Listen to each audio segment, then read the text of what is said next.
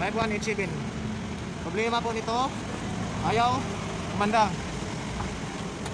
Nagbaterelo siya kaso pinalitan ko ng material na bago, yung panloob.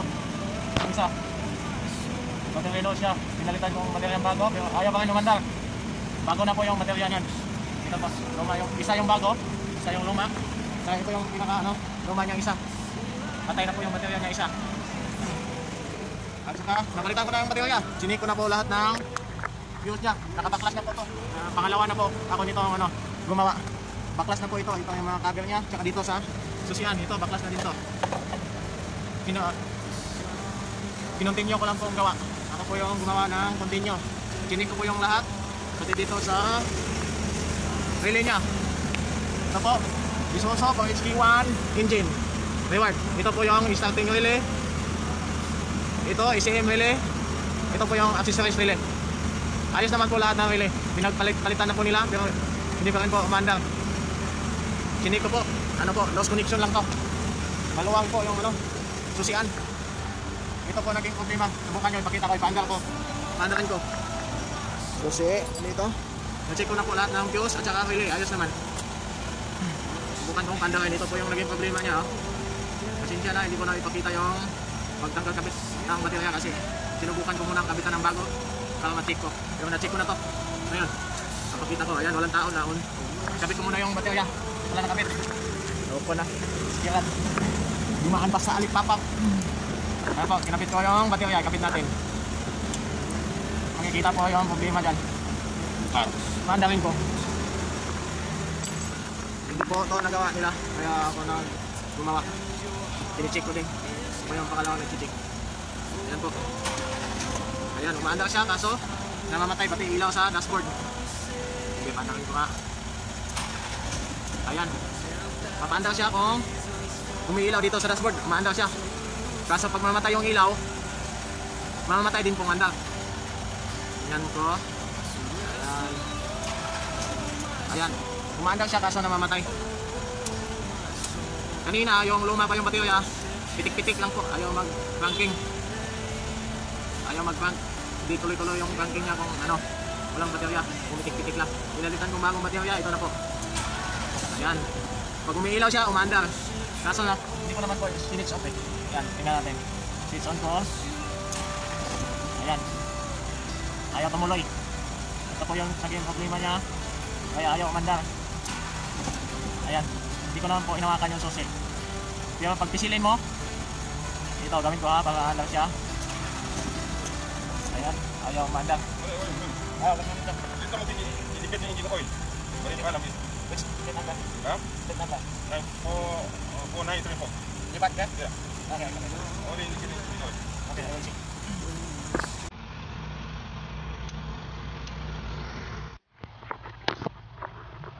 Yan po, isusit natin. Aandar siya kaso mamamatay. Ilaw siya. Kung mamamatay yung ilaw sa dashboard, patay din po yung makina. Tingnan niya, isusi ko. Yan, naka-off yan. Accessories. Start ko. Ayan, nakailaw. Oh, kaso namamatay. Namamatay. Dito tuloy. Ayan, dito tuloy. Yung problema nito, dito lang po yung problema. Nakita ko. So, tanggalin po natin yung baterya. Tanggalin po natin yung baterya para hindi mag-start. Tanggalin po natin yung naka-ignition niya. Yan, tanggal na po. Tapos, tanggalin natin yung pinaka-tingnan niya, mga accessories niya. Yan po. Ganito lang po magtanggal. Yan.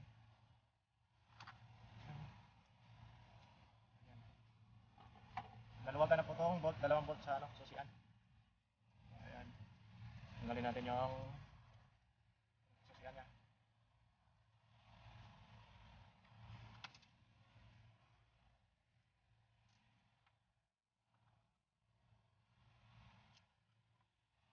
Ito yung naging problema, nasada yung scrap.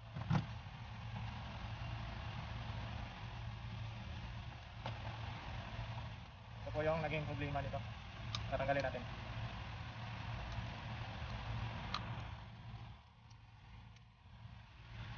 Ito lang to. Ayan. Saka ito. Ito po yung pinakasusian niya. Ito po parang Phillips screw lang din. Ayan. Saka ito po yung laman niya. Ayan. Ito po yung sira. Papalitan natin. Naglulos po sa loob. Ayan o. Ito po yung susian niya. Ito po, pumipitik. Nasa maluwag na po sa ilalim. Papalitan na lang natin. Yung mga disposal na spare band doon, na disposal. Doon tayo kukuha. Kita tayo sa likod.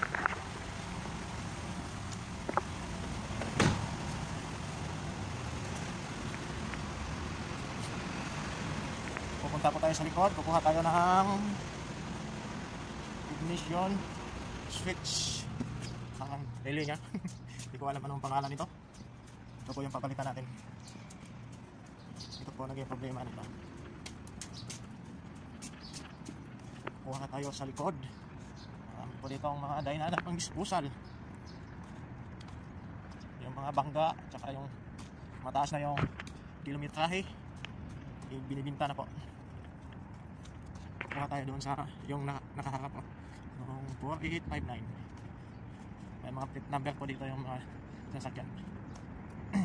Iba yung pinaka plate niya, iba din pong sa taas na plate number. Yan, kukuha tayo dito. Tayo natin. Yan. Dito tayo kukuha ito. Ito, pinagkakahuyan na po ito. Kaya bukas na. Ito kukunin natin. Pwede lang po alista ng kuha dito kasi wala naman to eh. Wala nang baterya, hindi naman to gumagana. Doon, tinatanggal natin doon, dito, saka lahat. Safety po. Ayan, natanggal ko na. Saka ilipat natin yung sira dito. Hagbong na doon. Kapit po natin yung sira dito. Pagayas lang po sila. Ano po na. Ayan, nakapasok. Yun, pumasok. Kalit natin yung sira dito. Hindi po nila napa-start kahapon. Hindi ko naman alam po kung anong sira. Tinicheck ko lang din. Yan. Tinotrouble natin pero tinitesting tapos nakachamba na naman. Ayan po. Kalipit lang. Wala ng bolt-bolt. Ayan. Ayan. Kuha na natin yung ipapalit ito. Angas lang po yan. 6 pin din to. Yung isa 6 pin din. Ikakabit natin doon. Nasa likod po ako ng depot. Ayan po. Ito pa mga spare yan. Tsaka may mga sira yan. Bangga yan. Ano yan, ibibinta na yan. Tsaka meron pa din doon, no? Doon. Maraming mga ano dito, sasakyan.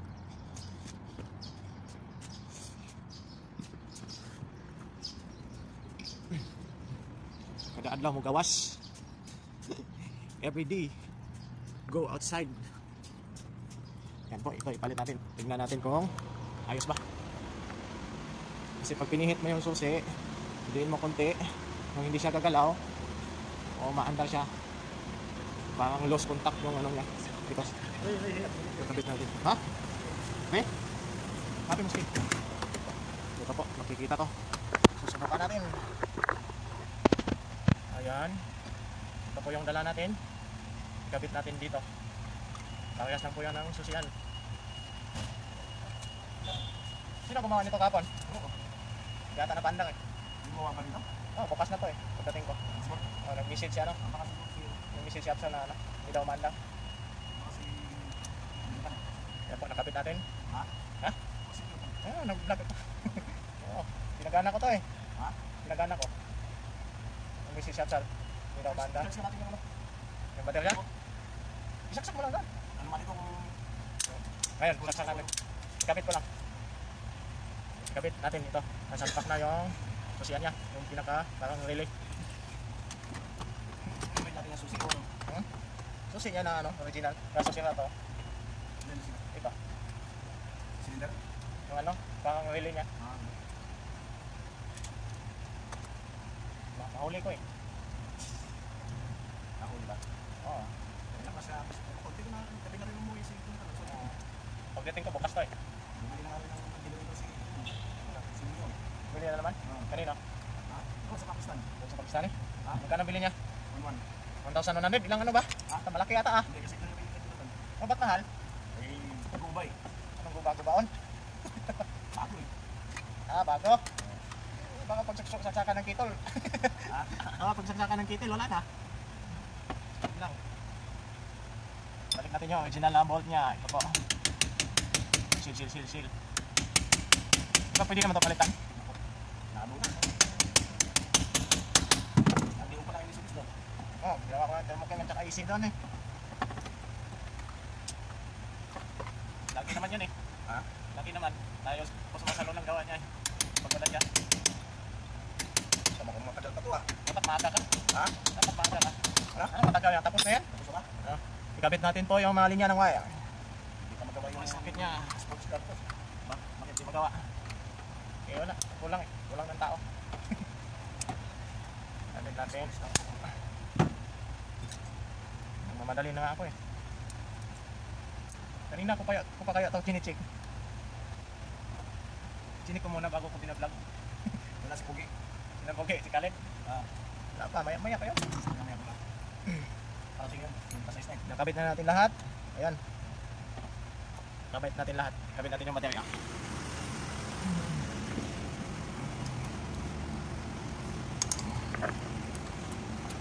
Yung material.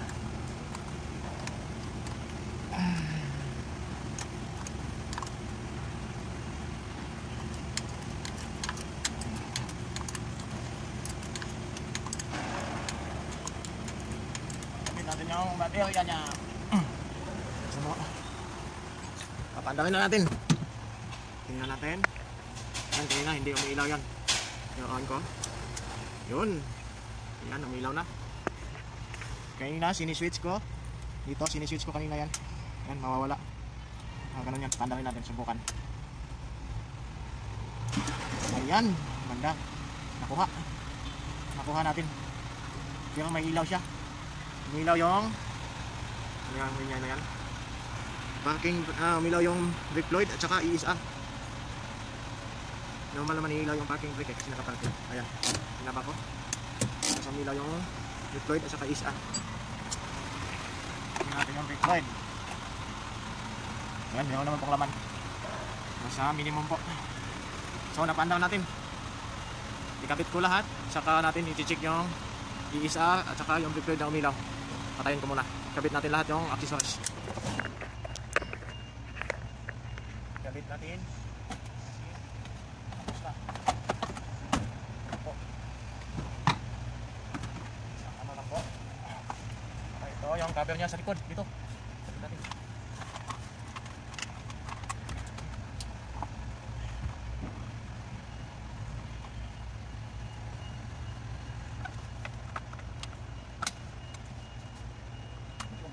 Ba't dalawa lang yung ano doon? Baterya mo pinacharge? Dalawa ko lang yung pinacharge. Bakit? Kagabi lang yung pinacharge sa sweet ano? Tapos? Sa is. Tapos pinapatay ko yung talaga ng pag-uwi na sa patay yung pag-uwi mo. Natakot akong i-full charge sila ng magdamag eh. Takot kang pumotok? Ha? Takot kang pumotok? Oo, marunong. Saan kayong tornilyo nito? Sila nagbaklas nito eh. Iyalang. Wala na, wala eh. Wala ng tornilyo to ah. Hindi nalagyan to. Wala na yung tornilyo eh.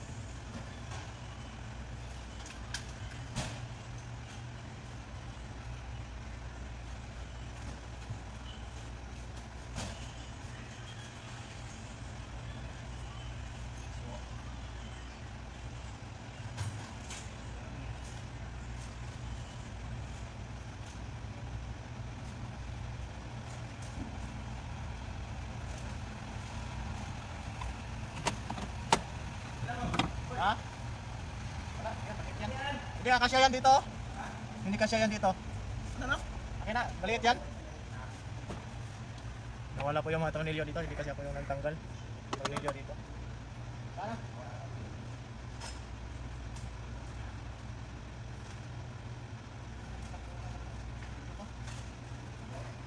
Ayan po, itakip natin yung cover sa fuse box. Ito po.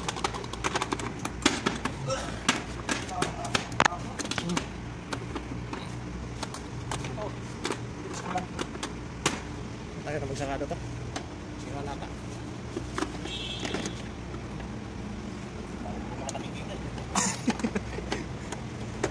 Ano, may gas eh. Ano ba yan? Ako. Yan ay, takip lang naman yan eh. Takip, hindi naman ako magkabit. Ayun. Nakakabit natin yung takip. Subukan natin pandahin. Ayan, umilaw na lahat. Ayun. Umaandar po. Ayos po, nasugat pa yung kamay ko. Ayan, nagkasugat yung kamay ko. Na-hit ata, may blade ata to. Kaso walang ilaw. Wala ata ng mga ilaw. Walang ilaw.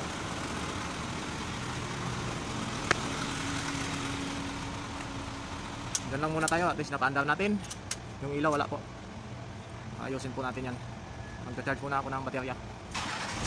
Ayan po, manda. Okay na, walang wala. May start mo kaso mamamatay. Yun lang po naging problema. Yung ignition switch relay, yung pinaka-plastic nya. Don't forget to subscribe and hit the notification bell para updated kayo sa mga video na gagawin ko. Ayos na po, napandar na.